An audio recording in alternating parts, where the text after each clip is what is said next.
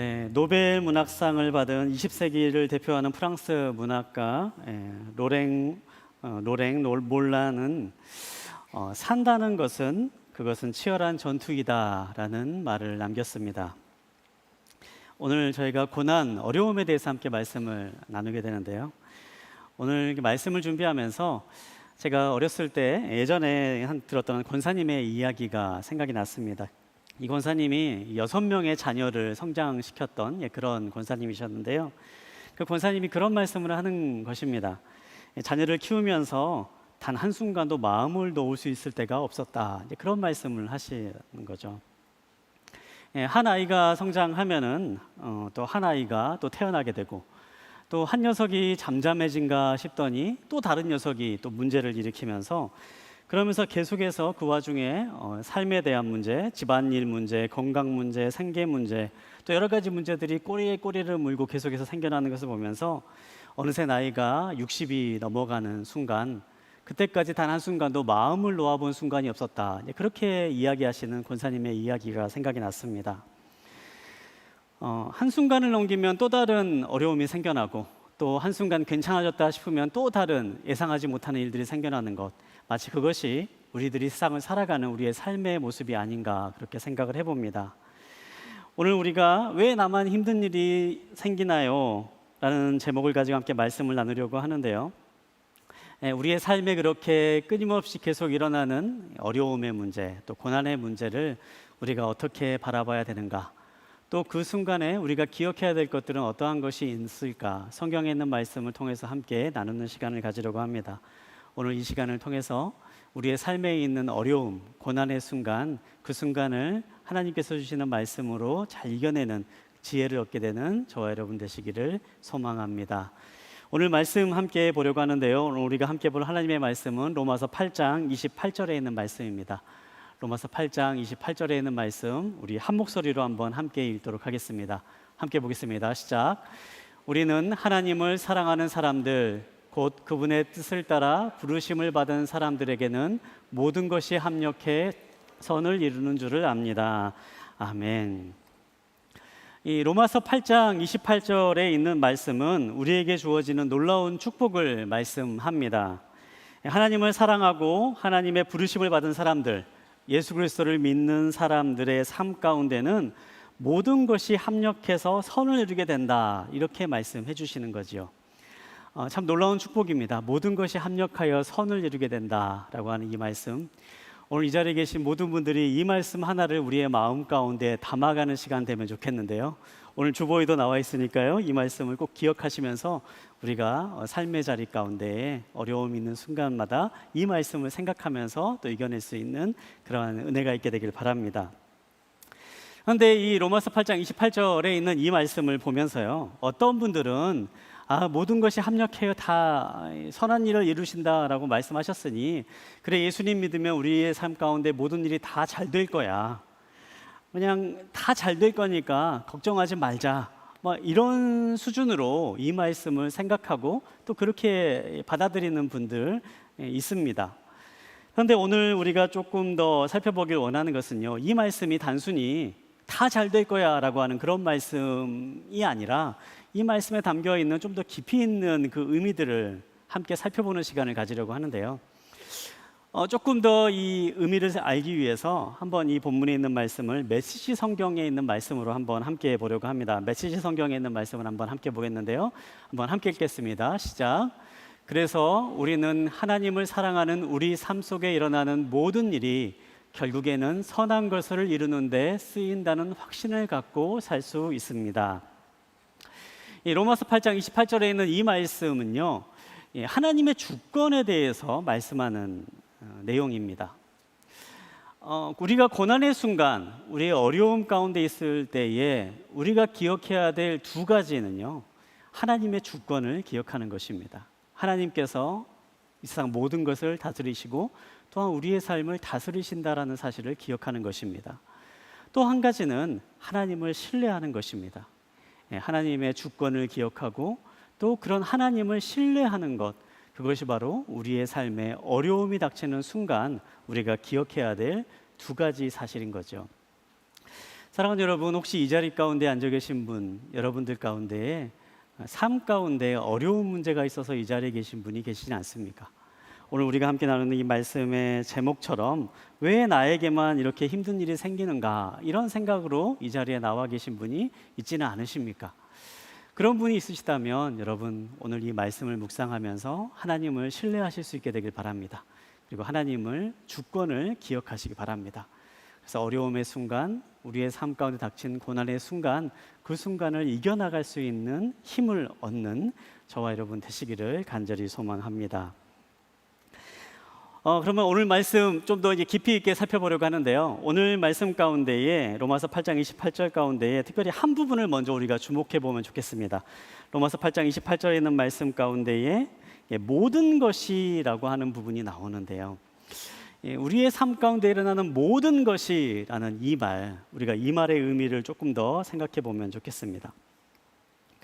이 모든 것이라고 하는 이 말은요, 우리의 삶에 일어나는 말 그대로의 모든 일을 의미합니다. 선한 일, 아름다운 일, 기쁜 일, 즐거운 일, 좋은 일 뿐만 아니라 때로는 우리가 예상치 못했던 일, 또 슬픈 일, 억울한 일, 우리가 가지고 있는 병든 일, 또 죽음의 문제, 죄의 문제, 죄로 인해 생겨나는 문제, 이러한 우리의 삶에 일어나는 모든 일들이 여기서 나오는 모든 일이라고 하는 이 단어 가운데 포함되어 있습니다. 때로는 어떻게 이러한 일이 일어날 수 있을까라고 여겨지는 그 순간까지도 오늘 본문에서 말하고 있는 모든 것이라고 하는 그 가운데에 포함되어 있다라는 사실입니다. 종종 이렇게 목회하다 보면요, 그런 고민 상담을 할 때가 있습니다.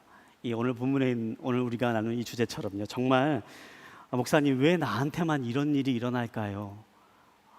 왜 나만 이렇게 힘든 일이 생길까요? 이제 이런 고민의 질문을 가지고 찾아오시는 분들을 종종 만나곤 합니다. 실제로 이렇게 상담하다 보면 의외로 많은 분들이 이런 질문들을 하곤 하시는데요. 그러면 이제 그분이 얼마나 큰 아픔 때문에, 그분이 얼마나 큰 문제 때문에 참 이런 말씀을 하실까 생각을 하면서 이제 그분의 상황을 이해하고, 또 그분의 삶을 위로하고, 또 그분을 위해서 기도해드리고, 그리고 격려해드리고, 함께 기도하면서 이렇게 그 시간이 이어나갈 수 있도록 이렇게 시간을 보내는데요. 그런데 우리가 이 질문을요, 어떤 특정한 사람이나 어떤 특정한 사건을 비추어서 생각해 보는 것이 아니라 한번 이 질문 자체만을 놓고 한번 생각해 보시기 바랍니다. 왜 나한테만 이렇게 힘든 일이 생겨나는가? 사실 이 말은요, 바른 말이 아니죠. 우리가 한번 생각해 보면요, 나한테만 뭔가 힘든 일이 생겨나는 것이 아니라요, 사실 생각해 보면요, 이 세상 살아가고 있는 모든 사람들은요, 다 어려운 일을 겪으며 살아가고 있습니다. 이 세상 살아가고 있는 모든 사람들은 다 저마다의 힘든 일을 가지며 살아가고 있습니다. 왜 그런 얘기가 있지 않습니까? 겉에서 보기에는 굉장히 화목해 보이는 그러한 가정이라 그래도 막상 그 집에 문을 열고 들어가면 문제 없는 집안이 없다, 뭐 그런 말 우리가 얘기하고 하는데요. 사실 이 세상 살아가고 있는 모든 사람들은요, 다 저마다의 어려움과 문제를 가지고 살아갑니다. 성경은 그러한 원인을 우리가 저지른 죄 때문이다라고 그렇게 이야기합니다. 하나님께서는 세상을 창조하실 때에 우리를 위한 완벽한 세상을 창조하십니다. 창세기를 보면 세상을 창조하신 이후에 에덴 동산을 창조하시고 그곳에 남자와 여자를 창조하신 이후에 그곳에서 사람들이 행복하게 하나님과 함께 살아갈 수 있도록 그렇게 세상을 창조하십니다. 그런데 이후에 어떤 일이 일어납니까? 그 후에 사람이 하나님과 함께 하는 것을 거역하게 되죠. 하나님과 함께 하는 것을 거부하게 됩니다. 하나님의 명령에 불순종하게 되고, 그 결과 죄를 지음으로 인하여서 우리가 살고 있는 이 세상에 죽음이 들어오게 되고, 또한 이 세상 가운데 저주가 들어오게 되었다라고 성경은 이야기합니다. 우리가 살아가고 있는 이 세상은요, 온전하지 않는 세상입니다. 우리가 살아가고 있는 이 세상은 온전하지 않는 세상, 저주가 들어온 세상이며 죽음이 들어온 세상입니다. 그렇기 때문에 우리가 살아가다 보면 세상 가운데에 많은 어려움들이 자연스럽게 생겨나는 거죠. 자연재해가 일어나고 뜻하지 않는 정말 예상하지 못했던 그런 사건 사고들이 일어나는 것들, 우리가 살고 있는 세상이 온전하지 않기 때문에 우리의 삶 가운데 일어나는 것입니다. 그것뿐만이 아니죠. 세상 살아가다 보면요, 우리는 수많은 사람들과 함께 살아가고 있는데요, 때로는 내 잘못이 아니더라도 내 곁에 있는 어떤 사람의 죄로 인하여서 우리가 고난과 고통을 받게 되기도 합니다. 우리가 살고 있는 세상이 불완전하고 또 곁에 있는 사람의 죄로 인하여서, 잘못으로 인하여서 뜻하지 않는 고난과 고통이 우리의 삶 가운데 찾아오곤 하는 거죠. 뿐만 아니라 우리의 삶에 실존적인 문제로 인하여서 우리가 고통을 겪게 된다라고 말하는 분도 있습니다. 한 고난에 대해서 연구한 한 신학자가 우리의 삶에 있는 실존의 문제를 이야기하면서 이 네 가지를 이야기하는데요. 첫 번째는 우리가 가지고 있는 근본적인 외로움이 우리 가운데 있기 때문에 우리는 고난을 겪게 된다라고 이야기합니다. 여러분, 외로움 느끼지 않으십니까? 그대가 곁에 있어도 나는 여전히 그대가 외롭다, 왜 그립다, 뭐 그런 류시와 시인의 시가 있는데요. 우리는요, 아무리 사람들과 함께 있다 그래도요, 근본적인 외로움이라는 것을 가지고 있습니다. 하나님과 함께하도록 창조된 우리가 하나님과 떨어져 살게 되면서 갖게 된 마음에 있는 그 공허함, 빈 공간으로부터 우리는 늘 그 공간을 채우지 못하는 실존적인 외로움, 공허함이 우리의 삶 가운데 존재하고 있는 거죠. 또한 우리는 유한한 존재이기 때문에 고난을 겪습니다. 우리는 근본적으로 능력의 한계가 있습니다. 지혜의 한계가 있고요, 할 수 있는 일의 한계가 있습니다. 그렇기 때문에 그로 인해서 고난을 겪습니다. 시간의 한계가 있고요, 공간의 한계가 있습니다. 결국엔 우리는 죽게 된다라고 하는 그 시간적인 한계로 인하여서 우리는 고난을 겪게 됩니다. 분명히 또한 우리의 유혹이 있습니다. 우리를 유혹하는 대상이 있고 유혹하는 존재가 있고 우리가 원하는 대로 살아가지 못하게 하는 수많은 유혹이 우리 가운데 있기 때문에 우리는 그 유혹으로 인해서 또한 고난을 겪게 됩니다. 결과적으로 우리는 불안을 겪게 됩니다. 우리의 삶은 불안합니다. 내일에 대한 불안, 미래에 대한 불안, 또 우리 자신에 대한 불안이 우리의 삶 가운데 있기 때문에 우리는 비단 환경적인 요인이나 다른 사람이 아니고서라도 우리는 끊임없이 고난과 어려움을 겪으면서 살아가는 존재입니다. 사랑하는 여러분, 왜 나만 어려움을 겪냐 생각하기 쉽습니다. 그러나 냉정하게 생각해 보면요, 우리의 삶은 고난의 연속입니다. 우리의 삶은 어려움이 계속되는 삶입니다. 이 세상을 살아가는 동안 우리는 수많은 어려움과 고난을 마주하며 살아갈 수밖에 없습니다. 온전하지 못하는 세상 때문에, 우리 곁에 있는 사람들 때문에, 그리고 나 자신이 가지고 있는 실존적인 부분 때문에 결국 우리는 고난과 어려움을 겪으면서 살아갈 수밖에 없는 존재들입니다. 그러나 여러분, 우리가 기억할 것은요, 그렇기 때문에 바로 예수님이 우리의 삶에 오셨습니다. 우리는 어쩔 수 없이 고난을 겪으며 살아갈 수밖에 없는 존재이기 때문에 구원자가 필요한 존재들입니다. 우리는 어쩔 수 없이 수많은 어려움을 겪으며 살아갈 수밖에 없는 그러한 존재이기 때문에 그런 우리를 불쌍히 여기셔서 우리를 구원해 주시기 위해서 하나님께서 예수 그리스도를 이 땅에 보내셨습니다. 성경을 보면 우리에게 이렇게 말씀하십니다. 사도행전 4장 12절에 있는 말씀을 보면 이렇게 기록되어 있습니다. 다른 이로서는 구원을 받을 수 없나니 천하 사람 중에 구원을 받을 만한 다른 이름을 우리에게 주신 일이 없음이라 하였더라. 또한 고린도후서 5장 17절에 있는 말씀을 보면 또한 우리에게 이렇게 이야기합니다. 그런즉 누구든지 그리스도 안에 있으면 새로운 피조물이라, 이전 것은 지나갔으니 보라 새 것이 되었도다. 사랑하는 여러분, 우리의 삶 가운데 어쩔 수밖에 없이 다가오는 고난과 어려움이 있다 할지라도 여러분, 그 순간에 우리를 향한 구원자가 있음을 기억하시기 바랍니다. 우리에게 유일한 길이 있음을 기억하시기 바랍니다. 바로 예수 그리스도이십니다. 우리가 그분을 붙잡고 나아갈 때에 우리의 삶을 새로운 길로 인도하시고 우리의 삶을 고난 가운데서 새로운 회복의 길로 인도하시는 그러한 놀라운 길을 발견하게 될 것입니다. 그런 예수 그리스도를 기억하고 붙잡는 저와 여러분 되시기를 바랍니다. 그렇다면 하나님께서는 어떻게 우리의 삶에 새로운 일들을, 우리의 삶의 고난을 이겨내고 또 새로운 일들을 이루어 가시는가? 다시 한번 우리 28절에 있는 말씀을 한번 읽도록 하겠는데요. 로마서 8장 28절에 있는 말씀을 우리 한 목소리로 함께 읽도록 하겠습니다. 시작. 우리는 하나님을 사랑하는 사람들, 곧 그분의 뜻을 따라 부르심을 받은 사람들에게는 모든 것이 합력해 선을 이루는 줄을 압니다. 아멘. 모든 것이 합력해 선을 이룬다. 합력해라고 하는 이 단어가 쓰여져 있는데요. 여기서 나온 이 합력하다, 합력해서라고 하는 이 단어는 헬라어로는 시네르게이라고 하는 이 단어가 쓰입니다. 그런데 이 뜻을 이 단어를 굳이 알 필요는 없는데요. 한번 이 단어가 가지고 있는 의미를 한번 생각해 보기 위해서요. 우리가 많이 쓰는 단어, 이렇게 영단어로 시너지라는 말 많이 사용하지 않습니까?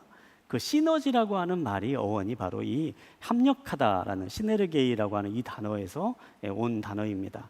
말 그대로 우리의 삶에 일어나는 모든 일들, 좋은 일들, 기쁜 일들, 즐거운 일들, 때로는 예상하지 못했던 일들, 슬픈 일들, 또한 우리를 억울하게 하고 또 고통스럽게 하는 그 모든 일들이 우리가 알지 못하지만 그것들이 서로 연쇄 반응이 일어나면서 시너지를 일으켜서 우리의 삶을 선한 길로 인도하게 만드신다. 이제 성경은 그렇게 이야기하는 겁니다. 전혀 별개의 일처럼 일어나는 일들이 다 합쳐져서 그것이 결국에는 선한 일로 우리를 인도하는 도구로 쓰임받게 된다. 이제 그렇게 말씀하는 거죠. 제가 이 말씀 묵상하면서요, 어렸을 때 봤던 이 십자수가 생각이 났습니다. 제가 어렸을 때요, 저희 교회에 이제 니들 포인트라고 하죠. 십자수의 일종이라고도 볼 수 있는 그 니들 포인트가 유행했던 그런 적이 있습니다. 그래서 이제 저희 어머니도 어렸을 때 이렇게 니들 포인트로 이렇게 술을 놓는 이제 그런 것을 이제 집에서 한동안 아주 짧게 하셨는데요.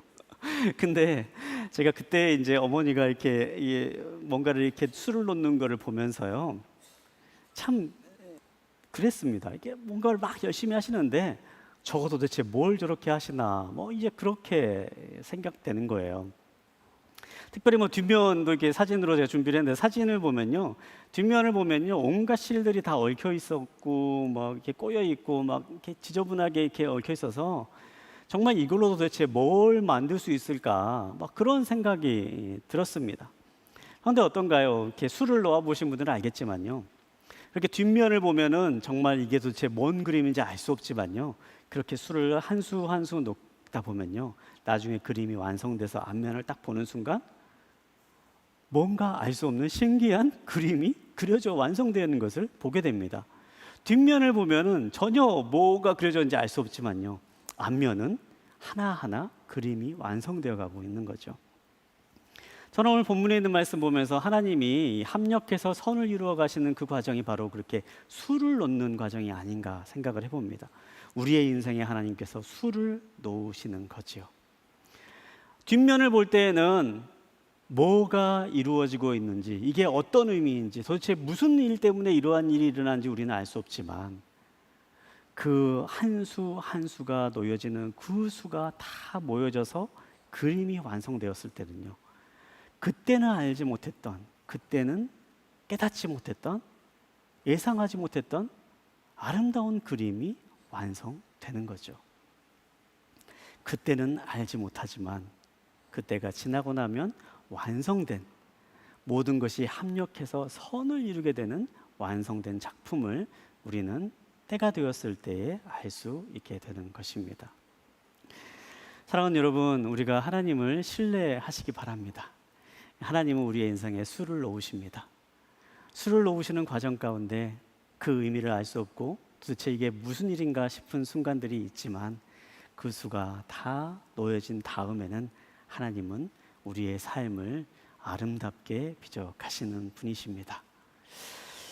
제가 어려움 가운데 있는 분에게 제가 이제 이런 얘기를 말씀을 드렸습니다. 그런데 이제 그렇게 어려움 가운데 있는 분들이 하나님을 신뢰하십시오, 또 하나님을 주권을 기억하십시오 이렇게 말씀드리면요, 한결같이 모든 분들이요, 너무 힘든데 어떻게 그럴 수가 있습니까? 그렇게 말씀을 하시더라고요. 혹시 이 자리 가운데 계신 분들 가운데도 지금 어려운 상황 가운데 있는 분들, 하나님의 주권을 신뢰하십시오 이렇게 말씀드리면, 그러게 하기에는 너무 어려운데 도대체 뭘 믿고 그렇게 신뢰하라고 하시는지 모르겠습니다, 그렇게 이야기하시는 분이 계실지 모르겠습니다. 그래서 이 시간에 세 가지, 성경에서 이 고난의 순간, 우리가 그 순간을 이겨나갈 수 있는 우리에게 주신 세 가지 약속을 한번 짧게 나누는 시간을 가지려고 하는데요, 고난의 순간 우리가 기억해야 될 성경에 주는 첫 번째 약속은요, 하나님은 우리의 고통을 알고 계시고 그 고통의 순간 우리와 함께 하신다라고 그렇게 약속하십니다. 우리가 어떠한 고통을 겪고 있든, 우리가 얼마나 이해할 수 없는 순간에 있든 하나님은 그 고통을 아시며 또한 그 고통의 순간 우리와 함께 하시는 분이십니다. 출애굽기 3장 7절에 있는 말씀을 한번 함께 보려고 하는데요, 출애굽기 3장 7절에 있는 말씀 이렇게 기록되어 있습니다. 우리 한번 함께 읽겠습니다. 시작. 여호와께서 말씀하셨습니다. 내가 진실로 이집트에 있는 내 백성들의 고통을 보았으며 그들이 감독관들 때문에 울부짖는 소리도 들었다. 나는 그들의 고통을 잘 알고 있다. 이스라엘 백성들이 이집트의 노예로 있었던 시기가 있었습니다. 그 순간에 그들은 수많은 고난과 고통을 겪습니다. 도대체 언제쯤 이 시기가 괜찮아질까, 그러한 간절한 갈망을 가지고 살던 시기였는데요, 하나님은 때가 되자 이스라엘 백성들을 이집트로부터 구원해 내십니다. 바로 그때 하나님께서 하시는 말씀이 출애굽기 3장 7절에 나와 있습니다. 내가 내 백성들의 고통을 보았고 그들의 감독관들 때문에 울부짖는 소리를 들었다. 나는 그들의 고통을 잘 알고 있다. 그리고 이어지는 말씀에 그래서 내가 너희와 함께 있으려고 내려왔다. 그렇게 하시는 말씀이 계속해서 나옵니다. 하나님은 우리의 고통을 아시는 분이십니다. 그리고 우리의 함께 하시는 분이십니다. 고난을 당하는 순간 하나님께서 이 고난을 아신다라고 하는 그 사실이요, 사실 우리에게 주는 굉장히 큰 위로가 있습니다.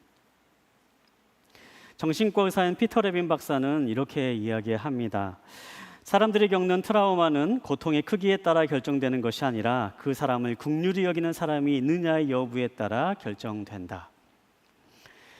우리의 삶 가운데 고난이 닥치고 우리의 삶 가운데 감당할 수 없을 것만 같은 어려움이 닥치지만 그 고난의 순간 우리의 삶을 긍휼히 여기는 사람, 나를 이해해 주는 사람, 나의 마음을 알아주고 나의 고통을 함께 해주는 사람이 단 한 사람만 있다면 그 고난을 이겨낼 수 있게 됐다. 그 고난을 극복할 수 있는 힘을 얻을 수 있다. 트라우마는 생겨나지 않는다. 그렇게 이야기하는 거죠. 사랑하는 여러분, 하나님은 아십니다. 고난의 순간, 모두가 다 버린 것만 같은 순간이 온다 할지라도 하나님은 아십니다. 그리고 하나님은 함께 하십니다.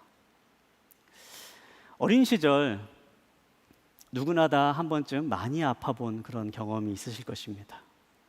열이 올라서 잠들기 어려운 그런 순간들, 많이 아파봤던 그런 경험들이 있을 것입니다. 그런 순간 어떻습니까?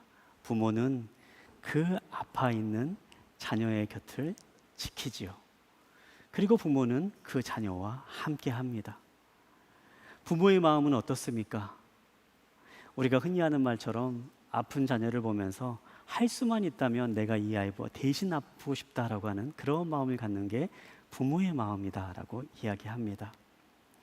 하나님이 고통의 순간 우리를 그렇게 바라보십니다. 그 고통의 순간 우리의 곁을 지키시고 우리의 고통을 아시며 할 수만 있다면 대신 아프고 싶은 마음으로 우리와 함께 하십니다. 그리고 그 마음이 드러난 사건이 바로 예수 그리스도의 십자가이지요. 사랑하는 여러분, 하나님은 아십니다. 그리고 함께 하십니다. 고통의 순간 이 사실을 기억하시기 바랍니다.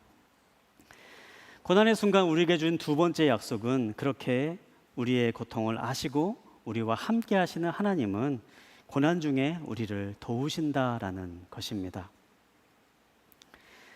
구약시대 이스라엘 사람들이 가장 고통스러웠던 순간을 이야기한다면요, 아마 그들이 나라를 멸망한 이후에 바벨론으로 포로로 잡혀가 있었던 70년의 시간이 아니었나 생각해 봅니다. 나라가 멸망당하고요, 그들이 살고 있는 고향에서 1000km 떨어진 바벨론으로 끌려가 그곳에서 포로로 생활하게 됩니다. 물론 포로로 생활하는 그 시간이 많은 배려와 안배로 인하여서 마을을 잃어가면서 또 그렇게 살아갈 수 있는 순간이긴 했지만요, 그럼에도 불구하고 나라 잃은 백성들이 겪는 고난과 어려움은 분명히 강했을 것입니다. 그런데 하나님께서 그 순간에 선지자를 통해서 이렇게 말씀하십니다. 이사야서 43장 2절에 있는 말씀인데요, 이사야서 43장 2절에 있는 말씀 우리 한번 한 목소리로 함께 읽겠습니다. 시작. 내가 바다를 건널 때 내가 너와 함께 하겠고 내가 강을 건널 때 휩쓸려 가지 않을 것이다. 내가 불 속을 걸어갈 때 타지 않을 것이고 불꽃이 내 몸을 태우지 못할 것이다. 아멘. 하나님께서 하나님의 백성들에게 주시는 약속은요, 어떠한 어려움이 생기더라도 내가 너와 함께 있을 것이고 너를 보호할 것이다 라는 약속을 주십니다. 하나님은 하나님의 백성들에게 아무런 어려움도 생기지 않을 것이다, 너에게는 불도 없을 것이고 물도 없을 것이다, 그렇게 약속하지 않으십니다. 하나님이 주신 약속은요, 너희가 바다를 건너게 될지라도 바다 가운데 해를 입지 않게 함께 할 것이고 불을 가운데 건너게 될지라도 내가 너를 불 가운데도 해치지 않도록 내가 너를 보호할 것이다, 그렇게 말씀하시는 것입니다. 실제로 우리가 주변에 어려움을 겪는 수많은 사람들의 이야기를 통해서 이 사실을 경험하곤 합니다. 하나님이 함께 하셔서 어려움을 이겨나갈 수 있는 힘을 얻게 되고, 또 하나님이 함께 하셔서 그 어려움의 순간이 기적적으로 해결되는 그러한 경험을 하는 많은 믿음의 사람들의 간증과 고백을 듣곤 합니다. 지금 이 자리에 그 이야기들을 다 나눌 수는 없지만요, 여러분, 하나님은 살아계시고 그분이 하신 약속을 지키시고 그분이 하시는 그 말씀처럼 우리가 불 가운데 물 가운데를 건넌다 할지라도 우리를 도우시고 보호하시고 인도하시는 분이심을 기억하시기 바랍니다. 고린도전서 10장 13절에 있는 말씀을 보면요, 하나님께서는 우리에게 감당할 만한 시험을 주신다라고 이야기하십니다. 감당하지 못할 시험은 주지 않으신다. 그리고 감당할 때라도 피할 길을 주신다라고 그렇게 말씀하십니다. 이 말씀은 하나님께서 우리에게 어려운 일을 겪을 때에, 우리의 삶 가운데 고난이 닥칠 때에 함께 하시고 도우시고 보호하심을 말씀하십니다. 감당할 수 없을 것만 같은 순간이 닥치면 하나님이 힘을 주시고 어려움 순간 가운데 함께 하시며 우리를 보호하시겠다 말씀하시는 것입니다. 고난의 순간 하나님의 도우심이 있음을 기억하시기 바랍니다. 그리고 하나님의 도우심을 기다리며 하나님을 바라보며 나아가시기 바랍니다. 세 번째, 성경이 주는 약속입니다. 고난의 순간 하나님은 고난이 결국 축복으로 바뀌게 하십니다. 성경에서 가장 극심한 고난을 겪었던 사람을 이야기하자면요, 욥이라고 하는 사람을 빼놓을 수 없을 것입니다. 동방의 의인이라고 불렸던 신실하고 존경받는 사람이었고, 또 수많은 가족과 함께 풍요로운 재산을 가지고 있었던 이 욥이 하루아침에 큰 고난을 겪게 됩니다. 그가 가지고 있던 모든 재산이 한순간에 사라져버리고 자녀들은 모두가 다 죽게 되고 아내는 떠나가며 건강을 잃게 되고 주변에 있는 모든 사람의 손가락질을 당하게 되는 그런 엄청난 고난을 겪게 됩니다.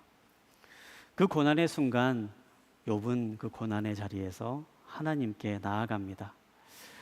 하나님을 원망하는 마음도 들고 이해할 수 없는 억울한 마음도 들었지만 그는 끝까지 하나님께 매달립니다. 그리고 그렇게 하나님께 매달리는 순간이 계속되고 마지막이 되었을 때에 결국 하나님은 그의 고난이 그치도록 만들어 주십니다. 그가 고난이 끝났을 순간 단순하게 고난만 끝나는 것이 아니었습니다. 그 마지막의 순간을 욥기 43장 10절부터 11절까지 있는 말씀을 보면 이렇게 기록하고 있는데요, 제가 그 부분만 읽어드리겠습니다. 여호와께서는 욥의 상황을 돌이키셨고 전에 있었던 것보다 2배로 더해 주셨습니다. 그러자 그 모든 형제들과 자매들과 전에 알고 지냈던 사람들이 그에게 와서 그 집에서 함께 먹었습니다. 고난이 끝나는 순간 욥에게는 2배가 넘는 축복이 부어졌다라고 기록되어 있습니다.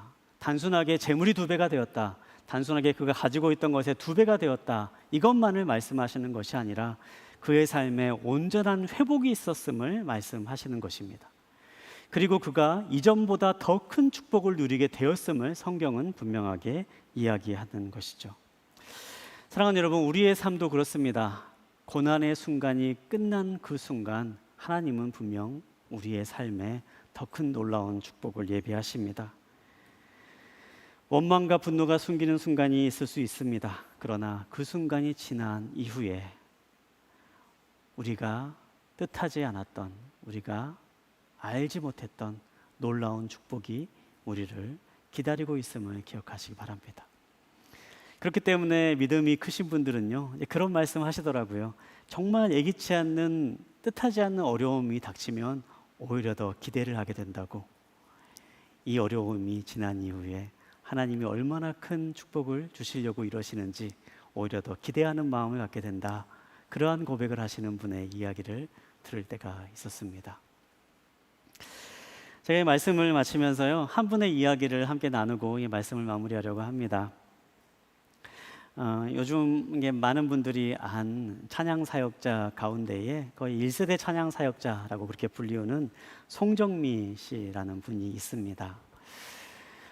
지금은 그래도 이제 널리 알려져 있는 그러한 찬양 사역자입니다만, 사실 본래는 성악을 하려고 하는 평범한 성악가였다고 합니다. 그렇게 학교에서 성악을 전공하면서 성악가로서의 꿈을 꾸는 순간 어느 날 갑자기 송정미 씨에게 큰 위기가 닥치게 됩니다. 바로 성대에 이상이 생기게 되는 거죠.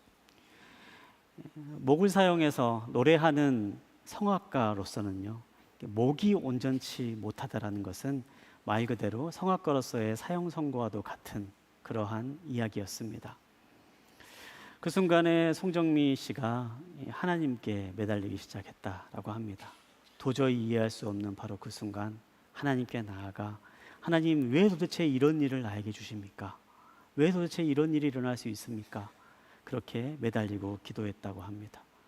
그렇게 계속해서 기도하는 순간, 어느 순간 하나님의 음성이 들려오게 되었다라고 이야기합니다. 내가 너를 목으로 노래하는 사람이 아니라 영혼으로 찬양하는 사람으로 만들려고 이 과정을 보내는 것이다. 내가 영혼으로 찬양하는 그 찬양을 듣고 수많은 사람들의 마음을 움직이게 될 것이다. 그 음성을 그 순간에 마음 가운데 듣게 되었다. 그렇게 고백합니다. 그날 이후로 갑자기 기도하는 과정 가운데, 또 묵상하는 과정 가운데 어떤 멜로디 같은 것들이 계속해서 떠오르기 시작을 했다라 그래요. 그러면서 멜로디가 생각이 나고, 어떤 곡들이 생각이 나고, 또 가사가 생각이 나면서 그렇게 하면서 곡을 쓰기 시작을 했는데요. 그때 쓰여진 곡이 축복송이라고 하는, 축복송이라는 찬양을 쓰게 되었다고 하지요. 때로는 너의 앞에 어려움과 아픔이 있지만 담대하게 주를 바라보는 너의 영혼 우리 볼 때 얼마나 아름다운지, 너의 영혼 통해 큰 영광 받으실 하나님을 찬양, 오 할렐루야. 교회를 다니신 성도님들이라면 한 번쯤은 불러봤고 들어봤을, 너무나도 널리 알려진 이 찬양이 바로 그 고난의 순간을 이겨나가면서 하나님으로부터 받게 된 그 찬양이었다라고 그렇게 고백을 합니다. 사랑하는 여러분, 우리의 삶 가운데 고난은 언제나 함께 있습니다. 우리가 살고 있는 이 세상이, 우리가 살아가고 있는 이 사회가, 우리가 함께하고 있는 사람들이, 그리고 나 자신이 바로 그런 고난과 어려움을 불러오곤 합니다. 그러나 그렇기 때문에 우리를 위해서 예수님께서 이 땅에 오셨습니다. 우리의 삶은 마치 십자수의 뒷면과도 같은 삶입니다. 엉키고 설켜서 복잡해버리고 도무지 어떠한 일이 일어나는 것 되었을지 알 수 없는 그러한 삶의 순간을 겪을 때가 있지만 하나님은 그 순간에도 완성된 그림을 보시며 우리의 삶에 수를 넣으십니다. 그리고 마침내 그 수가 완성되었을 때에 우리는 오늘 우리가 했던 이 본문의 고백처럼 하나님 우리의 삶에 있는 모든 일들을 통해서 합력하여서 선을 이루시는 분이십니다 라는 그 고백을 우리가 하게 될 것입니다. 사랑하는 여러분, 지금 여러분 가운데 고난의 자리 가운데 있는 분이 계십니까? 그렇다면 기억하시기 바랍니다. 지금 고난이 끝이 아닙니다. 세 가지 약속을 기억하십시오. 하나님은 우리의 고난을 아시고 우리와 함께 하십니다. 또한 하나님은 우리를 도우십니다. 그리고 모든 고난의 시간이 다 지난 이후에 하나님은 그 고난을 우리의 삶의 축복으로 만들어 주실 것입니다. 우리가 하나님을 신뢰하고 또 하나님을 기억하며 매 순간순간 하나님과 동행하는 축복을 누리는 우리 모두가 되기를 간절히 소망합니다.